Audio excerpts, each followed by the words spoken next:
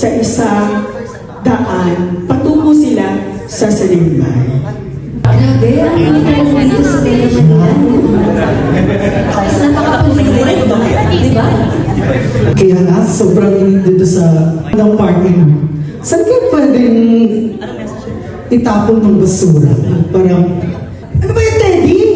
Teacher ka pa naman sa Spain. Simpleng pagtapon lang ng plastic ng soft drinks, di mo pa magawa? Siguro fake teacher ka sa Spain, no? grabe ka naman magsalita, Bobby. Konting plastic lang yan. Para ako na yung dahilan ng climate change. Hindi lang yung tungkol sa plastic, Teddy. It's about habits, choices. Lahat tayo may ambag, good or bad. Ganun ka sa New York.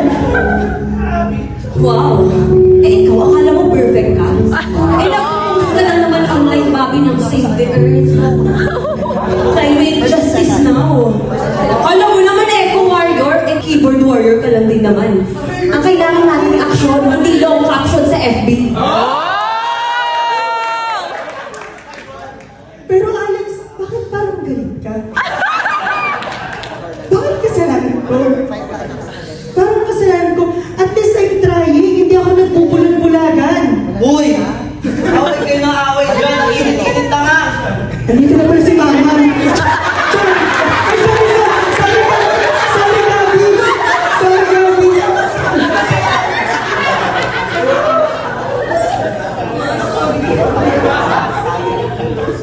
Yan ang gusto mo?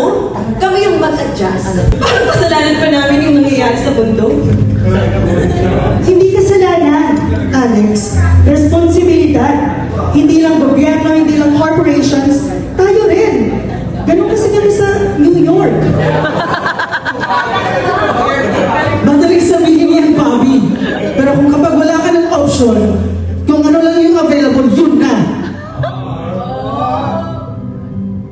Ito, para may line ka.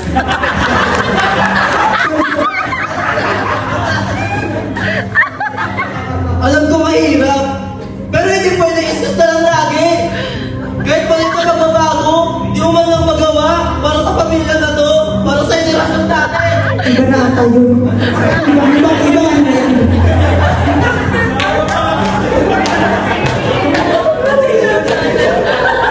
So, ikaw na ang Eco Warrior.